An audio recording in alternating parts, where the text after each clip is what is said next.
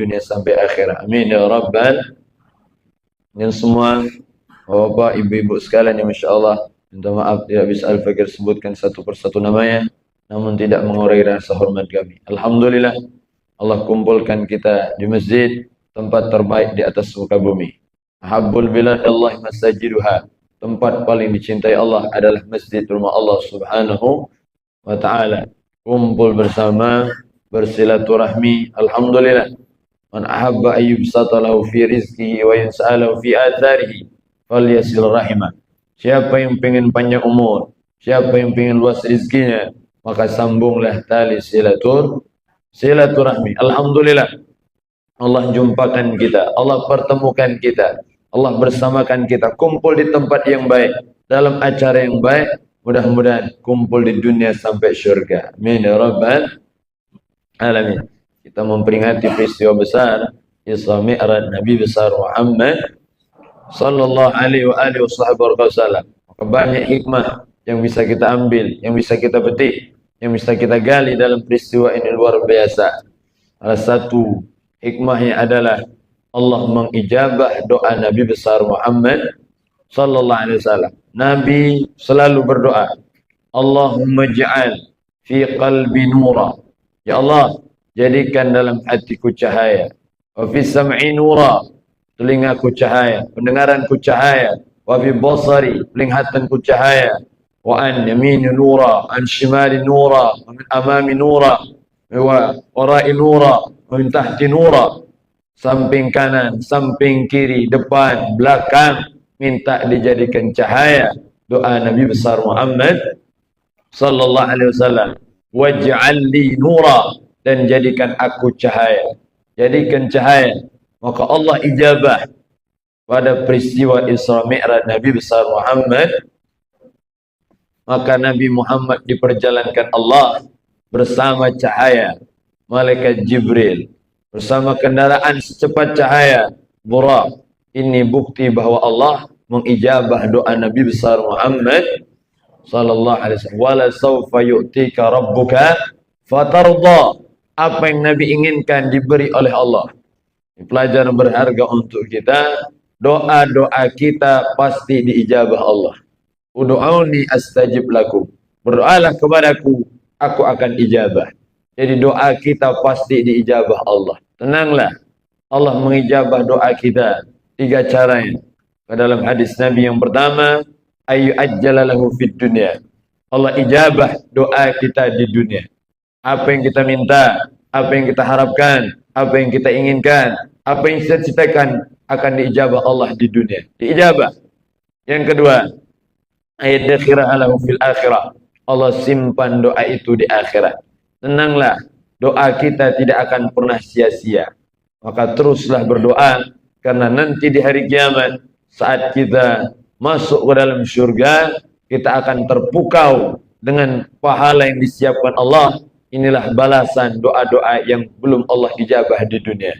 Jadi luar biasa. Sampai dalam kitab Jawahir Lu'lu'iyah dikatakan, kalau kita melihat pahalanya, kita akan berangan-angan, cobalah tidak diijabah di dunia doa-doaku. Aku berharap semua doa itu diijabah di akhirat. Saking indahnya luar biasa. Yang ketiga, aisif'anhu minassu. Allah ijabah doa. Allah hindarkan dari bala yang besar. Mungkin hanya terkena musibah yang kecil, bala yang kecil, ujian yang kecil.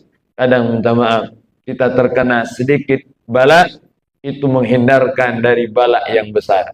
Jalan ke sandung batu, bala kecil. Padahal tadi kita berdoa minta selamat. Ya Allah, selamatkan aku, panjangkan umurku. Keluar dari masjid, kaki ke sandung batu, berdarah.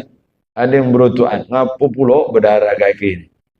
Padahal minta selamat. Ternyata ada rahasia besar di balik itu. Kalau tidak terkena balak kecil ini, maka sudah siap tronton besar di depan jalan. Alhamdulillah min.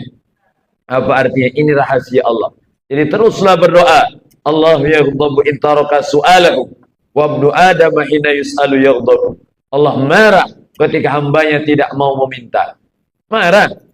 Allah murka. Kenapa? Hambanya sombong, tak mau minta kepada Allah. Tapi manusia sebaliknya. Wa ibnu Adam hina yus'alu yaghdabu. Manusia semakin sering diminta, maka dia akan marah.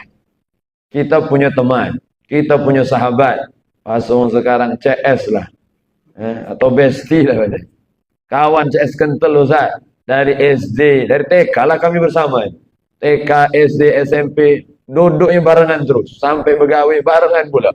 Masya Allah. Kami minta sehari, ada yang datang ke rumah, SD, aku nak minjem duit 200, boleh tak? Oh, apa yang tidak untuk kau ni lor? 100 kecil gino. Nah, 200 untuk kau. Kasih. Kaget tenang be. Minggu depan aku balik. Oh, sudah dosa pikir bayar. Belum sebulan, belum seminggu datang lagi nih. 3 hari kemudian datang lagi. Apa budak ini? Nah, mulai berpikir kita. Datang. Loh, ada 50 dah. 50. Oh, 50 dah kati. 20 ada. Mulai berkurang ini. 20 jadilah. Kasih 20. Ya sudah, kaget barengan kaget. Minggu depan aku balik dengan yang kemarin. Tiba-tiba besok datang lagi ke rumah. Budak datang lagi nih. Pesan sama anak kita. Nak, kaget kalau kawan papa tu datang, omong papa dak katik di rumah. Runyam. Kita kalau sering diminta manusia marah kadang. Allah sebaliknya. Kalau hambanya tidak mau meminta, Allah marah. Manusia sering diminta, dia sering marah. Maka ini, kita teruslah berdoa. Allah tahu yang terbaik untuk kita. Allah ijabah sesuai apa yang terbaik untuk kita, bukan apa yang kita inginkan. Semuanya baik. Maka doa itu terkadang terhalang oleh dosa-dosa kita. Bukan berarti Allah tidak ijabah. Terkadang dosa, maksiat, keburukan, makan haram, kejahatan, itulah yang menghalangi doa-doa kita. Terhalang, mauquf baina samai wal ardh. Terhalang antara langit dan bumi sebab kemaksiatan kita. Maka sebelum berdoa istighfar, sebelum berdoa baca salawat agar Allah ampunkan dosa kita dan doa kita cepat diijabah Allah Subhanahu. Saat berdoa, wa antum mungkinuna bil ijabah. Yakinlah doa kita diijabah Allah. Nabi saat berdoa yakin doanya pasti diijabah Allah. Tak ragu Nabi dengan kekuasaan Allah. Kita pun kalau berdoa harus yakin. Jangan minta maaf. Doa kadang antara yakin dan tidak. Angkat tangan, lesu. Minta maaf. Adab doa itu ngadep kiblat. Angkat tangan, serius, sungguh-sungguh, hadir-hadir. Itu adab doa. Hadirkan hati kita, yakin kepada Allah. Kadang ini ada doa. Ajulah ya Allah, nak dijabah payu, nak tidak sudahlah. Tak yakin kita, yakin aja, berdoa. Bismillah, wa antum mungkinuna bil ijabah. Yakin. Malam ya'jal, selagi kita tidak terburu-buru. Dan konsep jangan buru-buru, jangan nak cepat tu lah. Kadang masalah kita ini nak cepat. Ya Allah, musim hujan ya Allah. Caknya mobil Innova warna hitam ya Allah. Kalau pacak besok sore ya Allah, antarkan ke rumah ya Allah. Aku belum pacak mobil dengan sopir-sopirnya ya Allah. Minta kepada Allah pengen naik cepat. Ini masalah kita. Tenanglah. Waktunya sesuai dengan skenario Allah, sesuai rencana Allah yang terbaik untuk kita. Alhamdulillah. Allah ijabah. Nabi berdoa. Lama Nabi berdoa, baru dijawab Allah. Peristiwa Isra Mi'raj ini 10 tahun kurang lebih 3 bulan setelah Nabi diangkat jadi Rasul. Lama berjuang Nabi, berkorban semuanya sampai ditinggal oleh 2 orang yang sangat dicintai Nabi. Istri tercinta, paman yang disayanginya, meninggalkan yang menyokong, yang mendukung, yang membantu, yang mendekeng, yang membuat Nabi tidak diganggu orang. Ternyata dua-duanya diambil oleh Allah Subhanahu. Masya Allah. Jadi peristiwa Isra Mi'raj luar biasa. Perjalanan Nabi dari mulai anak yatim piatu, diasuh oleh kakeknya, diasuh oleh pamannya, sampai Nabi jadi Rasul penuh dengan perjuangan. Adabani Rabbi fa ahsana ta'dibi, kata Nabi. Aku langsung dididik oleh Allah, maka jadilah didikan terbaik. Nabi tidak pernah mengeluh, walaupun hidupnya tidak punya apa-apa. Nabi tidak dipandang orang. Nabi kecil, tidak punya keluarga, tidak pernah mendengar suara ayahnya, tidak pernah mendengar bagaimana teriakan ibunya, tidak pernah merasakan bagaimana kasih sayang kedua orang tuanya. Tapi Nabi hidup tidak pernah putus asa. Tetap semangat, tetap berjuang, karena Nabi punya Allah Subhanahu. Maka kita kalau ingin terus semangat, berjuang untuk Allah, berkorban untuk Allah, jangan untuk manusia. Kalau kita berjuang untuk manusia akan lelah. Capek kita. Minta maaf. Bekerja untuk manusia capek kita. Bekerja ini ibadah. Amal soleh. Apa kata Nabi? Man amsakalan min amal yadih amsa maghfuran lahu. Siapa orang yang sore hari letih, capek, susah, payah, berkeringat untuk mencari rizki yang halal, maka sore hari itu diampunkan dosanya oleh Allah. Alhamdulillah. Jadi pekerjaan ibadah. Jangan karena manusia. Kita kalau menyenangkan manusia tidak akan bisa. Karena Allah, pasti kita akan amanah. Pasti kita menjalankan sesuai aturan. Pasti kita tidak akan khianat. Kenapa? Karena kita bekerja untuk Allah Subhanahu wa ta'ala. Semangat datang bekerja. Semangat datang untuk menunaikan kewajiban. Begitulah kita. Nabi berjuang luar biasa. Sampai pada peristiwa Isra Mi'raj, Nabi dihibur oleh Allah. Diangkat derajatnya setinggi-tingginya oleh Allah. Setelah Nabi dihinakan luar biasa oleh orang yang ada di kampungnya, keluarganya, orang yang dekat dengan Nabi, menghinakan Nabi, tapi justru Allah angkat derajat setinggi-tingginya. Maka ini pelajaran berharga untuk kita. Ketika kita direndahkan orang, banyak masalah, banyak problem dalam hidup yang membuat kita jatuh, membuat kita terpuruk, membuat kita merasa rendah. Saat itulah Allah ingin angkat derajat kita setinggi-tingginya. Amin ya Rabbal. Jadi masalah membuat kita lebih mulia. Masalah membuat kita lebih bijaksana. Masalah membuat kita lebih istimewa. Menjadi hamba yang dicintai Allah Subhanahu.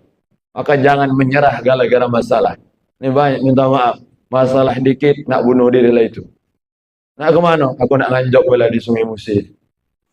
Ya Allah, ada budak-budak duduk depan rumah. Ini masalah anak-anak kita, Masya Allah. Duduk depan rumah, mangu-mangu dia, tatapan kosong. Nak sekolah, nak tak nafsu sekolah mah. Makan nak tak nafsu mah. Ngapa kau tak nafsu? Hidup segan mati tak mau. Apa nak? Apa sebabnya? Apa yang membuat kau seperti ini? Ya mah, kemarin aku diputusi pacarku. Budak mak ini, ngomong dulu untuk kau balai. Kita orang tua berjuang supaya dia hidup, supaya dia bisa sekolah, supaya dia bisa makan. Dia pengen mengakhiri hidupnya gara-gara orang lain. Nah, ini kalau ada mikir deh. Nah, untuk ini penting. Kenapa? Isra Mi'raj mengajarkan perjuangan seperti Nabi besar Muhammad. Alhamdulillah. Ini kita lihat, kita saksikan. Rumah sakit Islam Ar-Rasyid berdiri tegap, Masya Allah, menjulang tinggi, manfaat banyak. Ini berkat perjuangan, pengorbanan, semua dikorbankan. Kita ini kadang melihat orang berhasil tuh kalau sudah di atas. Memandang orang tuh kalau sudah di atas. Oh, bapak itu ya. Oh, seperti itu ya. Tidak tahu perjuangannya. Maka kita harus banyak-banyak melihat perjuangan orang. Nabi menjadi nabi paling hebat, nabi paling istimewa, Sayyidul Anbiya wal Mursalin, karena perjuangan yang begitu berat. Asyadul bala al-anbiya. Paling beratnya ujian itu adalah para nabi. Dan pemimpinnya para nabi adalah Nabi besar Muhammad. Jadi ujian nabi itu paling berat. Ini kita ini, masalah hidup kita ini beda-beda. Masalah hidup kita, tidak ada yang sama. Maka kita jangan pernah memandang masalah orang.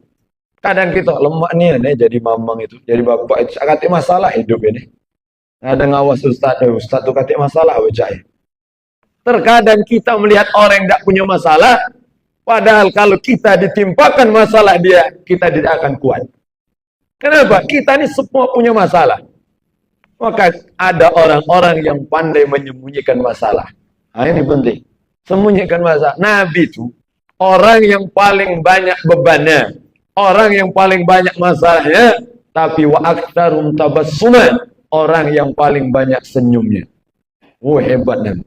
Nabi sebagai Rasul, Nabi sebagai Presiden, Nabi sebagai Panglima, pemegang kunci Baitul Mal, Nabi sebagai kepala keluarga, luar biasa. Semua diurus oleh Nabi besar Muhammad, diurus semua oleh Nabi. Paling banyak bebannya, tapi kalau ketemu sahabat tersenyum paling lebar. Masya Allah. Maka kita jangan jadi wong paling banyak masalah di dunia. Kadang ketemu kawan merengut terus ngomong. Tidak pernah sih mahal percaya senyum dia. Ngawas rai wong dikit, marah. Apa kau nyengok-nyengok, nyelit-nyelit mulu. Orang lihat aja salah dia. Masya Allah, kalau orang banyak masalah itu, tenanglah, tersenyumlah, karena orang tidak butuh dengan masalah kita. Tidak butuh. Nah utang kita dengan kawan cerita utang, lur, utang aku lur. Tidak butuh orang. Mantu lagi tak syukuran, aku pula kena buta. Disyukuri ada gitu. Apa artinya? Kita harus mencontoh Nabi besar Muhammad. Masalah kita tidak ada apa-apanya. Tidak ada apa-apanya. Nabi Muhammad ditinggal anak-anaknya masih kecil yang dicintai baik. Luar biasa. Menangis Nabi. Nabi juga manusia. Menangis. Ditanya oleh sahabat. Ya Rasulullah. Amaradita ya Rasulullah. Apakah kau tidak ridho ya Rasulullah? Apa jawab Nabi? Aku ridho ketetapan Allah. Kenapa kau menangis ya Rasulullah? Ini adalah air mata kasih sayang. Jadi air mata itu salah satu yang tidak bisa tertahan. Semua bisa kita tahan. Mulut bisa kita tahan. Mata bisa kita tahan. Semua. Kecuali air mata. Inilah yang tidak bisa kita tahan. Kalau orang sudah sedih, netes sudah banyu mata. Netes. Kalau ada orang senang, kadang netes juga. Maka ada air mata itu dua. Ada qurratul ain, ada sakhnatul ain. Qurratul ain mata yang